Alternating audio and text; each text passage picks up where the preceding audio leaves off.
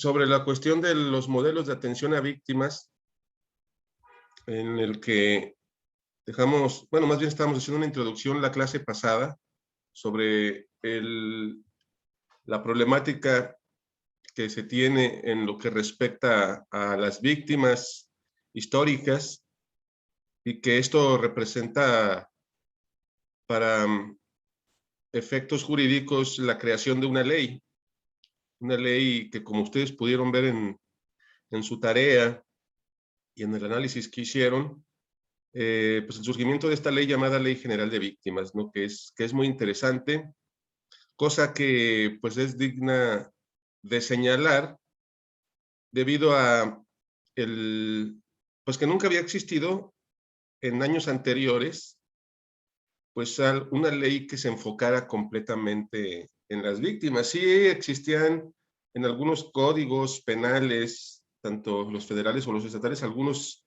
puntos enfocados a las víctimas, pero una ley que nos hablase de todo lo que concierne a los derechos precisamente de las víctimas como tal, no existía.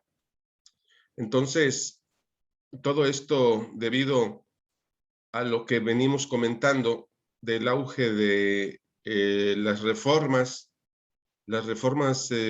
estructurales jurídicas que se han venido dando, sobre todo en los últimos 10 años, con la llegada del acusatorio adversarial, que es el sistema penal, con la reforma al sistema penitenciario, del cual hablábamos en materias anteriores, con la reforma de los derechos humanos, en este caso, que entraron también a revolucionar el aspecto jurídico aquí en México, los derechos humanos, los tratados internacionales en materia de derechos humanos, la ley de amparo, por ende también. Entonces, no podía, en un sistema al cual se dice completamente garantista, no podíamos estar hablando de que no se legislara en favor de las víctimas, un sistema garantista apegado a derechos humanos, ¿no? En estricto sentido.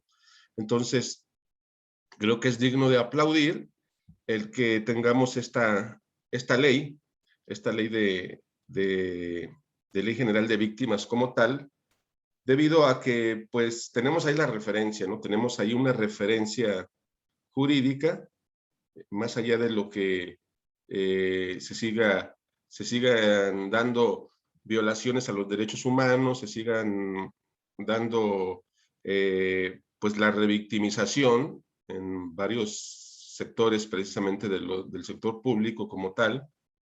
Por lo tanto, pues está en nosotros, en la sociedad, en los profesionistas, el hacer que se respete la ley, todo tipo de ley obviamente, pero enfocado a las víctimas en mayor medida también, obviamente, porque es una ley que está vigente aproximadamente del 2016 a la fecha y sigue siendo desconocida. Tenemos 4 o 5 años con esta ley a nivel nacional, y sin embargo, pues sigue siendo desconocida por propios y extraños. ¿A qué nos referimos con propios y extraños? Que tanto la sociedad como los servidores públicos muchas veces les hace referencia de lo que dice la ley en algún punto en específico sobre los derechos que tienen las víctimas y completamente pues los desconocen. Y estamos hablando muchas veces de servidores públicos que tienen contactos directos con las víctimas. Entonces, partiendo desde ahí, por eso nosotros, en este caso, ya próximamente ustedes como futuros ya criminólogos profesionistas, pues no podemos darnos ese lujo del desconocimiento de esta ley tan importante que es la Ley General de Víctimas. Entonces, partiendo desde ahí, ¿qué nos puede comentar usted al respecto sobre lo que vio y sobre la tarea del análisis de la ley que rescató Alfonso? Poncho, adelante.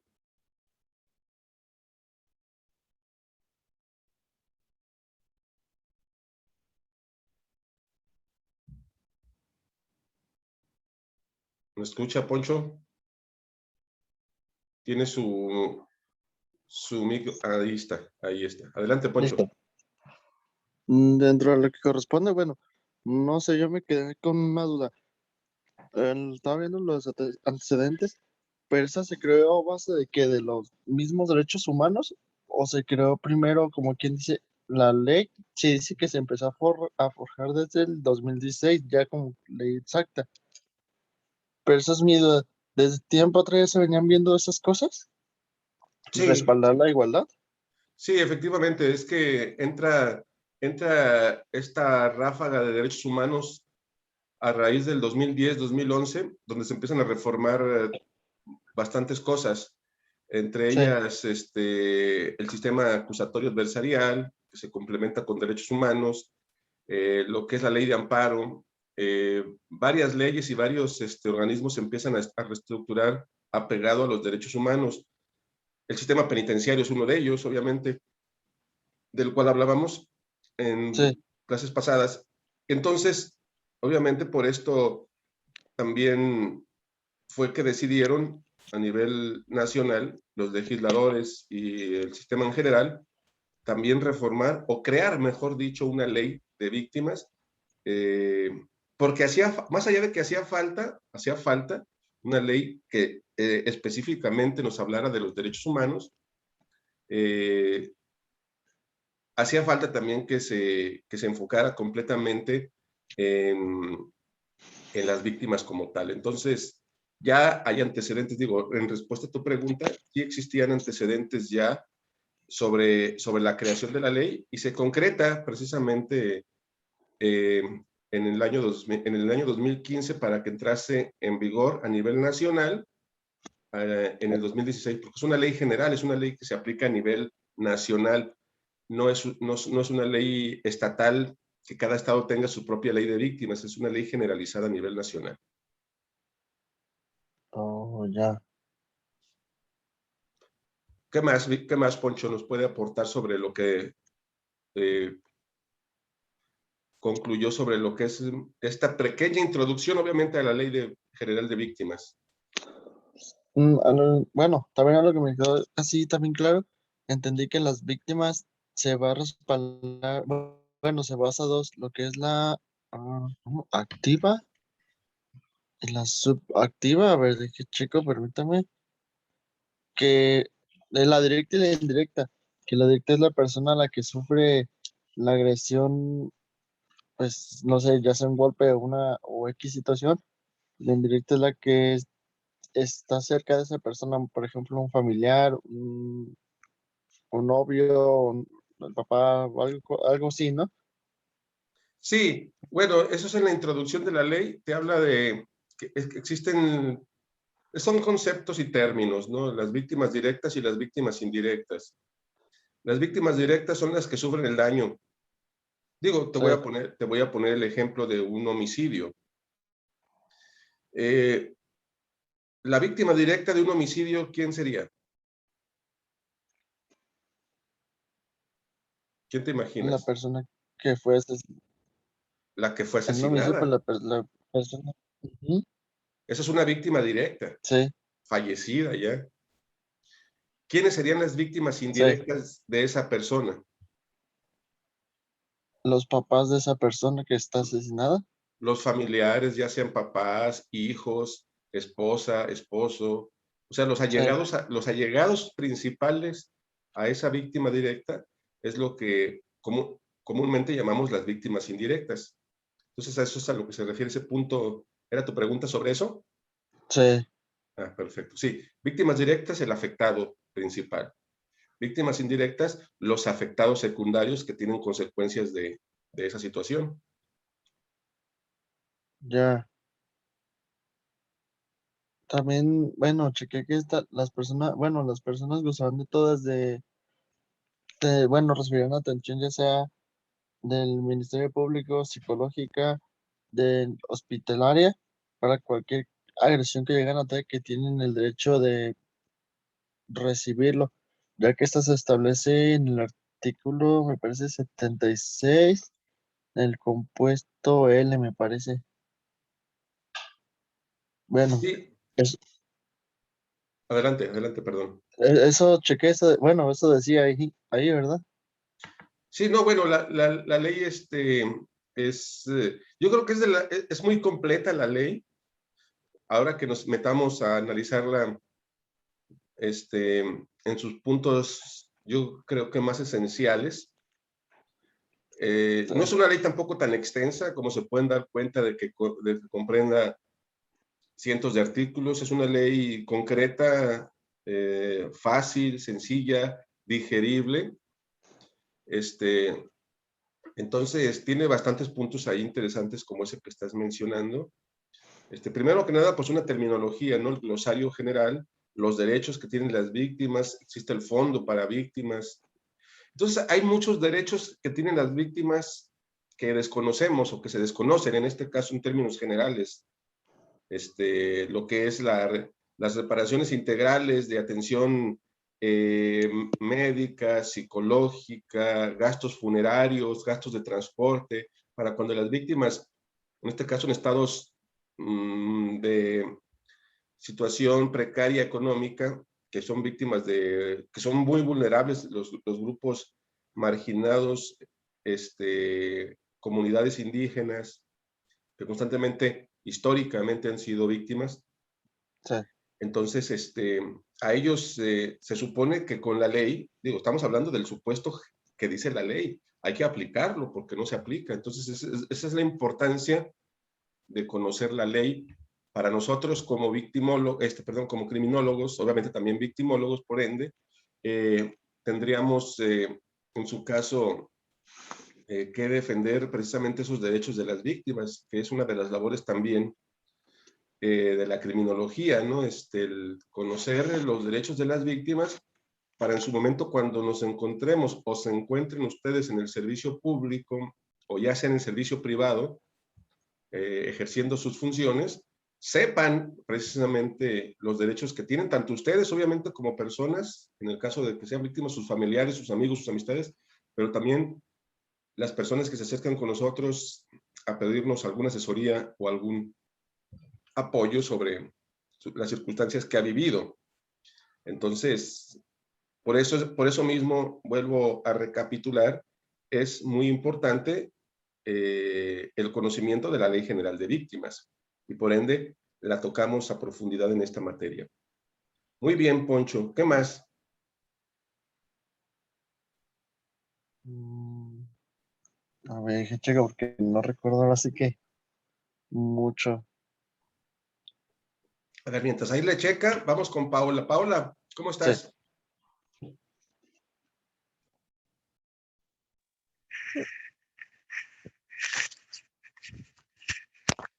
¿Mande? Ahí te escuchamos bien. Sí, ¿Qué tal, Paola? eh, pues, yo muy bien, profe, ¿y usted? Muy bien. Bueno, un poquito malo de la garganta, les decía hace unos momentos, pero más que nada no es por enfermedad, es por tanto hablar. La tengo un poquito lastimada. Pero bien, Oh, dentro de lo que cabe, bien. Paola, muy ¿qué, bien. qué conclusiones puedes sacar sobre lo que investigó de la Ley General de Víctimas? Mm, pues más que nada también menciona que las denominan víctimas directas Ujú. a las personas que son físicas que hayan sufrido algún daño o pues un daño económico, físico, emocional o pues en general prácticamente. Este, mm, no sé si entre también ahí como lo que había dicho en un video AMLO sobre ¿cómo se dice? Como las tipo agresiones que viven pues prácticamente, no sé si entra en el proceso o cuando están en prisión, no sé, siento que podría ser como vinculado como lo que dice. Sí, tiene que ver, obviamente,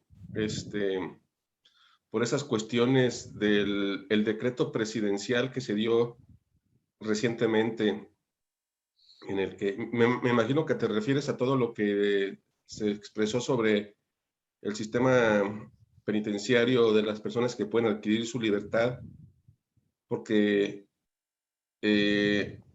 o son torturadas o fueron torturadas o no tienen sentencia, etcétera, ¿no? Que es alguno de los puntos sobre las cuestiones del sistema penitenciario que también no dejan de ser víctimas, ¿no? Muchas personas del sistema penitenciario, bastantes personas, y eso lo hablábamos en la clase, en la materia anterior, sobre la gran cantidad de personas que o son inocentes compurgando alguna pena o fueron torturadas para que se declarasen culpables por delitos menores, en este caso, para enfocarles delitos mayores.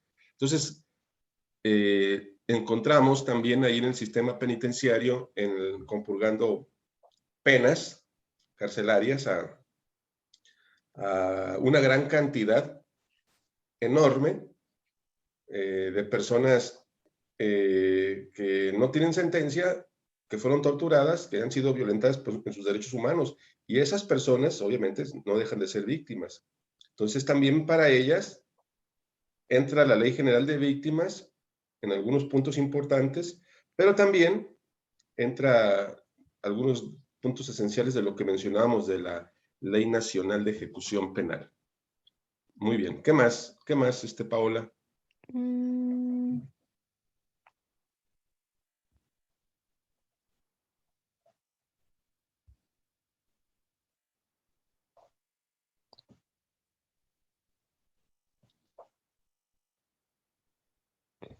Pues, no sé, es que se me van las palabras.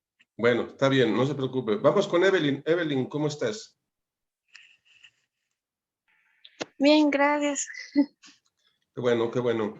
¿Usted qué nos puede complementar, Evelyn, sobre la Ley General de Víctimas, de lo que alcanzó a rescatar ahorita en estas pequeñas introducciones a la ley? Pues yo recuerdo que leí que pues esta ley, la Ley General de Víctimas, obligaba a las autoridades en todo pues los ámbitos del gobierno, ya fueran instituciones públicas o privadas, a que les pues proporcionen pues eso, ¿no? O sea, la ayuda, la protección de la víctima, pues asistencia en general, o sea, como pues psicológicamente también. Y lo que usted anteriormente estaba comentando de la reparación integral, que ya pues se desglosó eso, am, que se le reconozca y se le garanticen sus derechos de víctima. Y también leí algo sobre los derechos humanos, que no recuerdo si era algo así como de que se le reconozca que fueron violados sus derechos humanos, algo así. Am, y ahí también decía algo sobre, ay, no recuerdo cómo se llamaba en sí, pero era como unos 20 principios de, de actuación para la atención de víctimas, donde venía como la debida diligencia, la igualdad, que no se discriminaran, la dignidad, eh, victimización secundaria, creo que también venía, máxima protección y como puras cositas de esas, eso es lo que yo recuerdo. Sí, excelente, muy bien. Sí, obviamente hay bastantes cosas que vamos a rescatar de esta ley, que es el objetivo, analizarla para poder comprender los modelos que existen de atención a víctimas. El objetivo, como bien ustedes están comentando, y ahorita que rescatamos esto que nos dice Evelyn, anteriormente pensaba equivocadamente que el repararle el daño a la víctima de forma económica ya con eso era suficiente, ¿no? Y yo creo que era una situación errónea, porque no basta con con reparar el daño, no basta con reparar el daño económicamente, es decir, ok, le pasó esto, pues nada más hay que darle un dinero y con eso es suficiente. No, realmente es por ello que estamos profundizando en esta ley.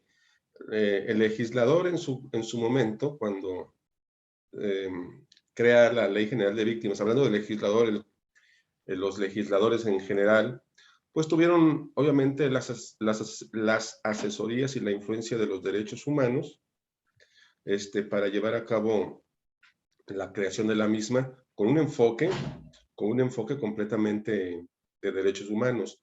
No basta la reparación económica, es muy importante.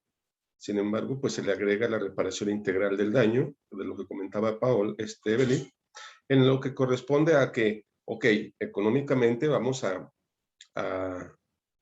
ayudar a la víctima, pero también en otras esferas que muchas veces quedaban descuidadas y que generalmente la víctima, ya sea en menor o en mayor medida, llámese por delitos menores o por delitos muy graves, tomando en cuenta también a las víctimas secundarias, que son las que muchas veces son más afectadas, sobre todo en los casos de homicidios, en los casos de secuestros, en los casos de desapariciones.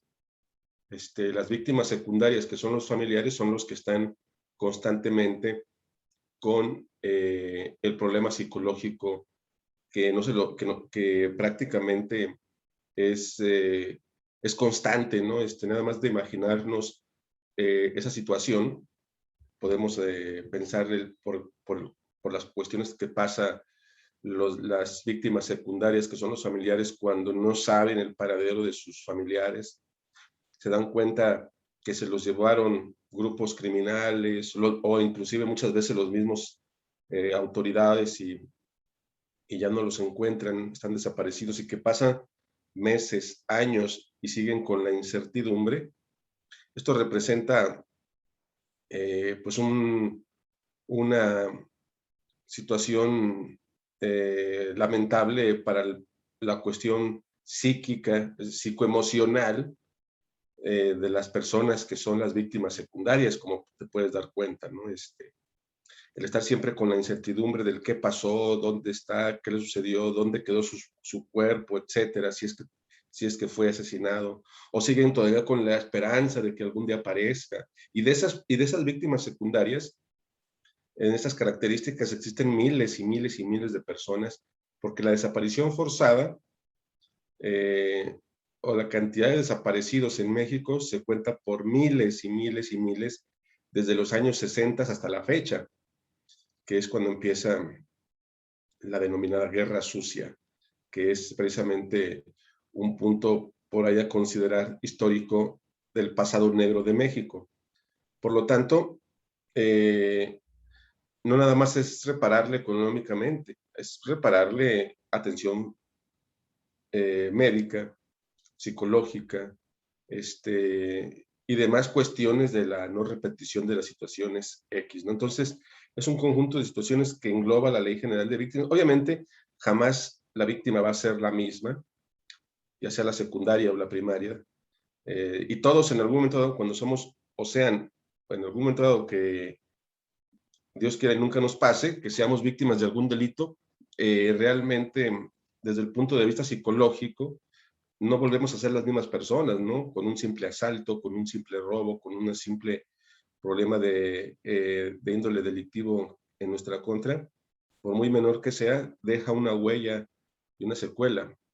Entonces, eso pues es muy importante y que aborda la Ley General de Víctimas de qué forma podemos ayudar a las víctimas para que que recupere su seguridad y su vida psicoemocional de manera muy certera al 100%.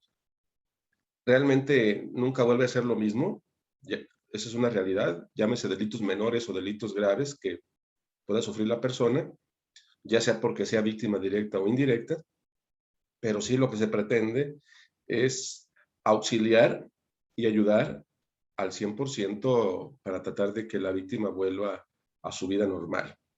Llámese la primaria o la secundaria. Entonces, de todo esto no se habla, ¿no? Y para muestra basta un botón. Para muestra un botón vamos a platicar o a observar el caso que yo les mencionaba del chico de Chiapas que fue objeto de una detención arbitraria por una falta administrativa sin consecuencia de delito, una falta administrativa por estar aventando piedras a una propiedad. Los policías en Chiapas, en un municipio de Chiapas, lo detienen y se lo llevan a algún lugar X durante 30 minutos aproximadamente y abusan sexualmente de él. Entonces hay nuevas averiguaciones y nuevas investigaciones, pues que el abuso fue una violación equiparada con objeto, pero al parecer pues fue una violación muy extrema, equiparada, junto con golpes, y esto obviamente le causó posteriormente la muerte, pero sufrió, aparte del abuso policíaco, también la revictimización del médico cuando acudió con su mamá, porque pues lo revictimizó, ¿no? Y no le dio la atención oportuna ni adecuada donde le pudieran haber salvado la vida. Simplemente el médico se dedicó a revictimizarlo diciéndole que sí era gay, ¿no? Entonces, sigue el caso abierto. Veamos un poquito el video, por favor, para poderlo analizar. Entonces, permítanme.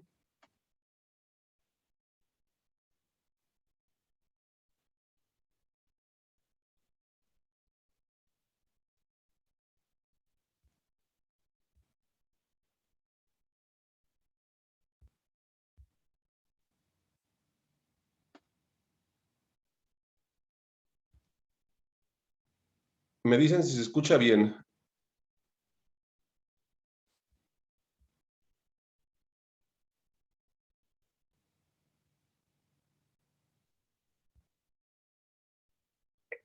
Por objeto duro. ¿Qué pasó? Ahí se pudo escuchar para darle continuidad. Yo sí escucho. Sí. Perfecto, entonces corre video. Chéquenlo.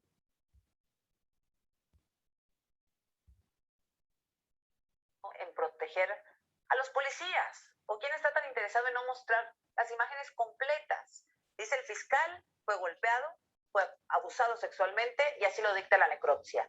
El sábado el cuerpo del joven fue exhumado, fue desenterrado para hacerle otra nueva autopsia a su cuerpo y determinar las causas de la muerte, una vez que el presidente Andrés Manuel López Obrador se ha manifestado contra el caso y ha intervenido la Fiscalía General de la República. Encuentra la mejor información de Milenio en nuestro canal.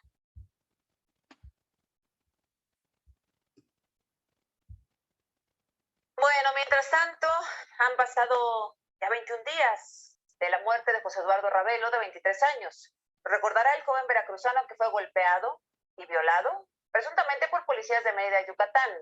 Hemos presentado aquí una serie de videos que dejan muchas dudas respecto a qué pasó con José Eduardo. Obtuvimos una grabación de 24 horas desde que el joven arroja una piedra al interior de una propiedad, es ubicado, trasladado a la comandancia, encerrado en su celda y luego liberado.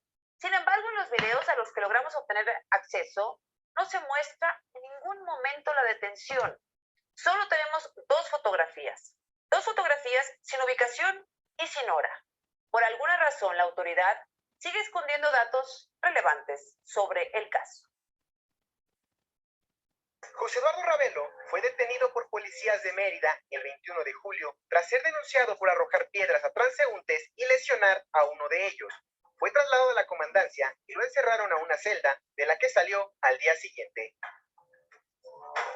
Pero el 3 de agosto, 13 días después, el joven de 23 años, originario de Veracruz, murió. Su madre denunció que 4 policías lo torturaron y violaron.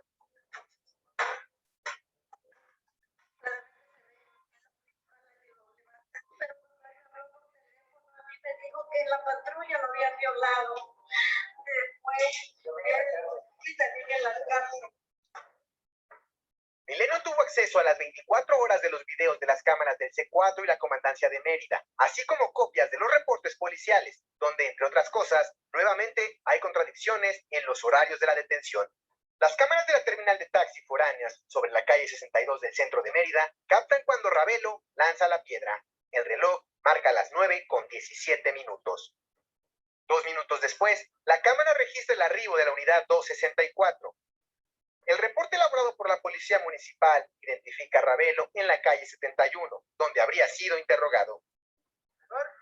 Aguántala, güey. Quédate sentado. Siéntate, güey. Siéntate.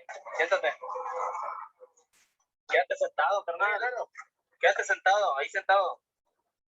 Nadie te va a hacer nada. Quédate sentado. Siéntate bien, güey. Ahí, quédate. Tranquilito, ¿viste? Nadie te va a hacer nada. ¿Cuánto tiempo te tarda el efecto del cristal, güey? ¿Cuánto tiempo te tarda el efecto? 6 horas. 6 horas. No manches, ¿no tienes miedo que te atropellen, güey? Así como estás corriendo en la calle. Pero a las 10:07, cámaras de la calle 60 captan a Ravelo libre, con comportamiento errático, buscando dónde esconderse, incluso debajo de un vehículo. De las 9:39 a las 17, se desconoce qué sucedió en esos 27 minutos.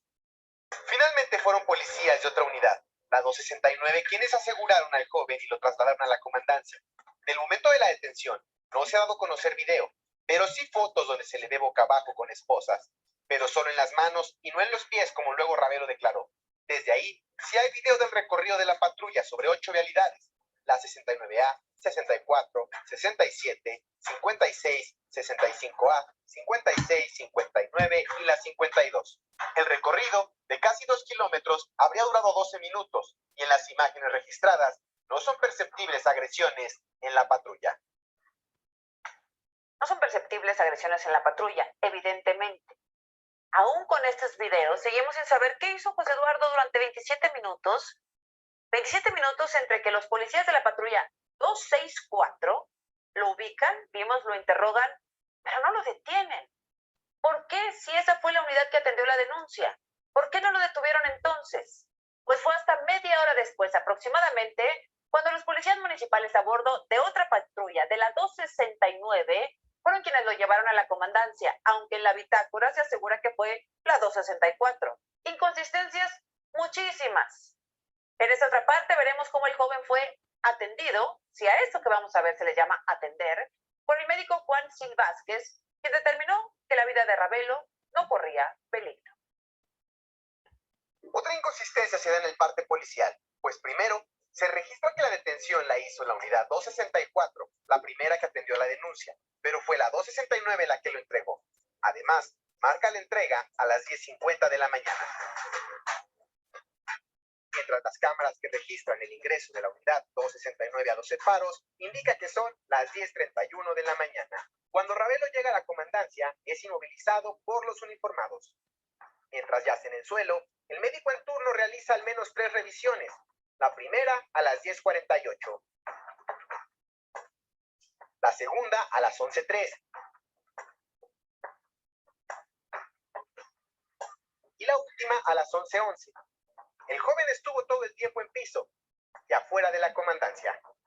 El doctor Juan Sil Vázquez, con cédula 9393527, no reportó heridas graves, pero destacó consumo de drogas en abuso y observó heridas abiertas en mentón con sangrado leve, escoriaciones en un codo y describió a Ravelo como no cooperador en entrevista y conducta autolesiva.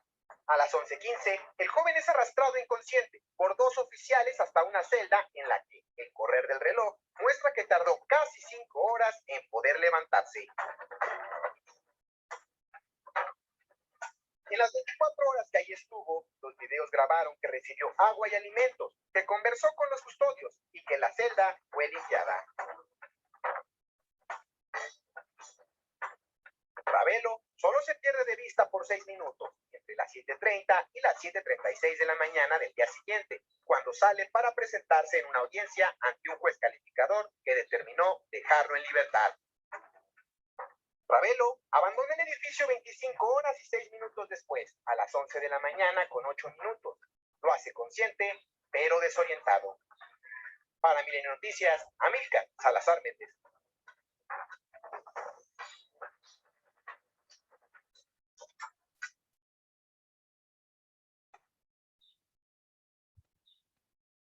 Entonces, ¿fue la patrulla 264 o la patrulla 269? Las imágenes muestran una cosa y la bitácora muestra otra. Estas son las revisiones. Así revisa un médico a un joven, a una persona detenida en el suelo. Así son las revisiones en Mérida, Yucatán. ¿Dónde está el video que muestra la detención? Vemos todo excepto ese momento. ¿Por qué? ¿Qué esconde? ¿Por qué siguen sin corresponder las horas de las cámaras de seguridad con el reporte de las bitácoras? ¿Por qué el médico determinó que José Eduardo estaba bien? ¿Por qué? Si de algo está seguro el fiscal de Yucatán, Juan Manuel León, es que el joven sí fue golpeado y violado, lo que derivó en su muerte. Nosotros tenemos ya nuestros resultados de necropsia, en el que de manera contundente pues, se estableció, ¿no?, por nuestros peritos forenses, de que se trata de sus órganos, ¿verdad? Que entonces fueron colapsados y en razón de un politraumatismo. ¿Causado por golpes? Es decir, eso se puede determinar. Así es, por un politraumatismo que sufrió su persona, fue que colapsaron prácticamente sus órganos. También se confirmó de que existe desafortunadamente en el cuerpo de José Eduardo pues, un abuso sexual. ¿Se tomaron muestras que puedan en algún momento cotejarse con muestras de los policías señalados del abuso? En este caso, con un objeto distinto a lo que es un ser humano. Utilizaron un objeto. Objeto contundente, el dictamen en el aspecto de que es un objeto duro. ¿Qué pasó? ¿Quién está tan interesado en proteger a los policías? ¿O quién está tan interesado en no mostrar las imágenes completas? Dice el fiscal, fue golpeado, fue abusado sexualmente y así lo dicta la necropsia. El sábado el cuerpo del joven fue exhumado, fue desenterrado para hacerle otra nueva autopsia a su cuerpo y determinar las causas de la muerte, una vez que el presidente Andrés Manuel López Obrador se ha manifestado contra el caso y ha intervenido la Fiscalía General de la República. Encuentra la mejor información de Milenio en su canal de YouTube.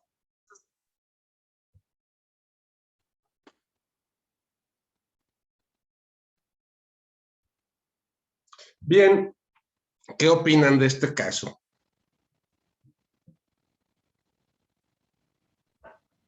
Pues creo que normalmente sí son los policías, ¿no? O sea, de que siempre abusan mucho de los derechos de las personas y siempre se dan muchos casos que antes de llevarlos, siempre los golpean o les hacen algo y ya cuando llegan como pues a entregarlos, siempre les dicen que él ya estaba así y todo, o sea, nunca se hacen cargo de o aceptan pues lo que le hacen a la persona. O sea, aunque sean como delitos menores, siempre se encargan como de golpearlos, hacerle pues no sé, algún tipo de abuso hacia ellos y se escudan con que así ya estaban o algo por el estilo, o sea que no fue por cuenta de ellos. Sí, obviamente siempre niegan los hechos y esto es muy común, como bien dice Paola, ¿no? Es algo que constantemente ocurre, los abusos de autoridad de una forma u otra, tanto en golpes, tanto en violaciones o diversos puntos, ¿no? Homicidios inclusive que se dan a veces por el abuso de autoridad. En diferentes partes del país es una práctica todavía, a pesar de que tenemos supuestamente nuestra legislación enfocada en los derechos humanos, como hemos comentado, y que se les debe dar la capacitación a los elementos policíacos, a todo tipo de funcionario debe de estar con la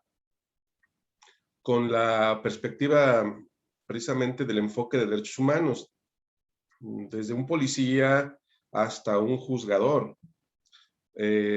Entonces, esto, pues, el ver constantemente este tipo de casos, porque son constantes, pues nos da pie a señalar de que falta bastante capacitación en las esferas del poder en general, ¿no? Tanto desde los policías hasta los servidores públicos generalizados, porque aquí vemos una cadena de violaciones a derechos humanos, independientemente de lo que haya hecho el sujeto, ¿no? Que para este caso no era un delincuente o no se trataba de un delito establecido, y aunque así hubiese sido, ¿no? Pues era una falta administrativa, una persona que en el peor de los casos, pues se encontraba posiblemente bajo efectos de alguna sustancia, posiblemente, y una falta administrativa, que una falta administrativa lo que amerita es solamente un arresto de máximo 36 horas. Y que inclusive hasta puede ser merecedora al pago de una multa para que pueda salir de forma inmediata, ¿no? Eso es lo que se hace en lo que respecta a las faltas administrativas, que no son delitos, el estar orinando en vía pública, escandalizando, ebrio y agresivo. Son faltas administrativas que ameritan solamente arresto de horas, de acuerdo a lo que indica el juez calificador. Y ya, inclusive, pues tiene el derecho a que los familiares paguen una multa y no cumpla las 36 o las 24 a las cuales fue llevado a cabo su falta, ¿no? Pero esto no es, tratándose de cualquier persona, no da o no debe de suceder en la cuestión de los abusos del poder, que sin embargo, pues sabemos que en México siempre está a la orden del día, y yo creo que en muchas partes del mundo, pero sobre todo aquí en México, ¿no? Estos casos se ven constantemente, lo cual nos da a entender que todavía, a pesar de que tenemos una legislación importante en materia de víctimas y en materia de derechos humanos, y en materia inclusive de ley del funcionario público, no se están siguiendo los protocolos. Y eso pues nos corresponde a nosotros pues el estudiarlos para poder hacer pues una profundidad de análisis y señalamientos al respecto, y obviamente para hacer bien nuestras funciones como corresponde en algún momento dado que nos encontremos pues en el servicio, ya sea como repito, público o privado como tal. ¿Qué opina de este caso usted, Evelyn? Pues, esta Paola comentaba acerca de que pues ya es básicamente normal que se actúe de esa manera por parte de las autoridades, pero también el error está en que se ha normalizado y pues ya no hacen nada porque es como normal que estén haciendo eso. Entonces yo creo que fue bueno que el presidente interviniera, porque si no, pues hubiera pasado desapercibido su caso y nunca les hubieran hecho caso y se hubiera abusado todavía peor, porque ya, ahora sí ya es como, pues la víctima secundaria, ¿no? Ya se estaba afectando más, pues esa parte. Por eso creo que sí fue bueno que interviniera, pues, el presidente, porque, pues ahora sí van a investigar bien. Bueno, quiero creer que se va a investigar de la manera como se debe para poder darle como seguimiento y hacer que paguen los policías, los custodios, que pues sí, o sea, que paguen por lo que hicieron porque pues no está bien y ya no, se tiene que hacer algo realmente para que se dejen de vivir, ¿no? Esas conductas por parte de las autoridades, porque ya se ha soportado esto, no sé desde cuándo, yo creo que desde antes de que yo naciera, entonces pues sí, ya es justo y necesario que hagan algo respecto a esto. Sí, efectivamente, porque, bueno, ahí tenemos, como bien dice Evelyn, la víctima directa, el joven, la víctima indirecta, la mamá, que es la que está, pues, padeciendo estas injusticias de la muerte de su hijo, y la revictimización de la cual fue objeto en compañía de su hijo cuando fue al médico, inclusive que el médico ni siquiera se dignó a darle una atención profunda para analizarlo. Simplemente nada más escuchó su versión y lo hizo un prejuicio, que si no era gay, ¿verdad? Por todo lo que le estaba comentando. pero no se dedicó a darle una revisión, o sea, como un profesionista médico, de decir, bueno, independientemente de todo, pues yo lo voy a revisar y voy a ver cuál es la situación, pero al contrario, si el médico le hubiese dado una buena revisión, tal vez hubiese el joven sobrevivido, ¿no? A tiempo de lo que es una revisión profunda para poderlo canalizar con los expertos médicos para su pronta atención, porque el joven estaba lesionado internamente y estaba desangrándose. Entonces, es un hecho muy lamentable, pero como bien comentamos, de esto hay todos los días, es el problema. Esto es uno de tantos. Es un caso que llegó a los medios de comunicación, es un caso que llegó a la Secretaría de Gobernación, es un caso que llegó al presidente que tomaron cartas en el asunto para meterse de lleno a este penoso asunto y poder llegar a la verdad, que se está trabajando en ello, pero ¿cuántos no quedan precisamente ahí a la deriva, ¿no? De tantos casos que suceden en México de diferentes situaciones muy parecidas y que no sabemos, y que inclusive los policías o los gobiernos en turno de cualquier entidad, inclusive pues aparte de todo, pues terminan amenazando a las víctimas secundarias para que no divulguen la información, o terminan comprando conciencias con dinero, como se acercaron con la mamá, al parecer, para ofrecerle una cantidad de dinero para que ya no moviera tanto, porque la señora, como se vino desde Chiapas a México para hablar con el presidente y con la Secretaría de Gobernación, pues eso ya estaba causando pues un daño moral, obviamente, o una situación que iba a perjudicar al gobierno, tanto municipal como al gobierno estatal, de este asunto. Entonces, hasta donde supimos en otros videos, la mamá le ofrecieron una cierta cantidad que hasta cierto punto, pues, importante para que ya no divulgara nada. Sin embargo, pues la mamá, dolida y todo, pues no aceptó. Ella siguió con el caso y ahí lo tenemos, ¿no? A escaso un mes de sucedido esto, sigue peor tantito, ¿no? Las injusticias siguieron porque a los policías sí los detuvieron en su momento. Los detuvieron, pero en el transcurso del juicio, en las primeras audiencias, el juez de control los dejó en libertad supuestamente por errores procesales. Entonces, ahí vemos precisamente revictimización tras revictimización constantemente por los hechos de los policías, los hechos del médico, los hechos de los abusos en la cárcel, como vemos el trato. En el sistema jurídico también ahí se dio porque lo soltaron, ya en el momento de que se iba a llevar a cabo la audiencia inicial del control de la detención y la vinculación a proceso, lo sueltan, y después se dan cuenta pues que sí había elementos suficientes, pero ya para ese entonces ya estaban en libertad y ya prófugos de la justicia, y ahorita pues se está trabajando para localizarlos, pero ya los tenían ahí detenidos. Entonces vemos por todos lados una situación lamentable, desde el punto de vista de la víctima principal, pero desde el punto de vista también de las víctimas secundarias, que obviamente indigna en forma general. Y esto es precisamente el pan nuestro de todos los días. Entonces vamos a ver en qué termina esta situación. Esto fue hace un mes, pero se está trabajando en ello. El caso pues está abierto, ¿no?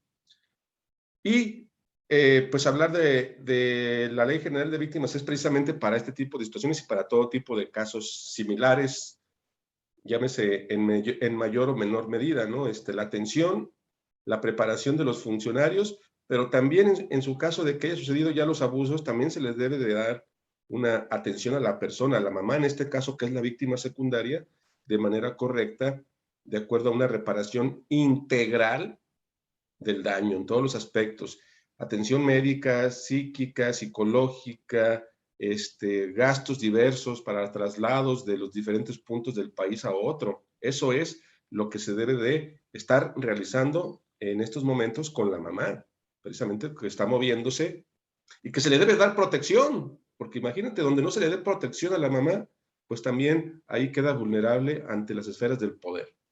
Entonces, hechos realmente lamentables, jóvenes, como se pueden dar cuenta, y que es muy importante que los analicemos.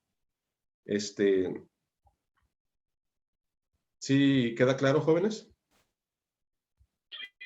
Sí.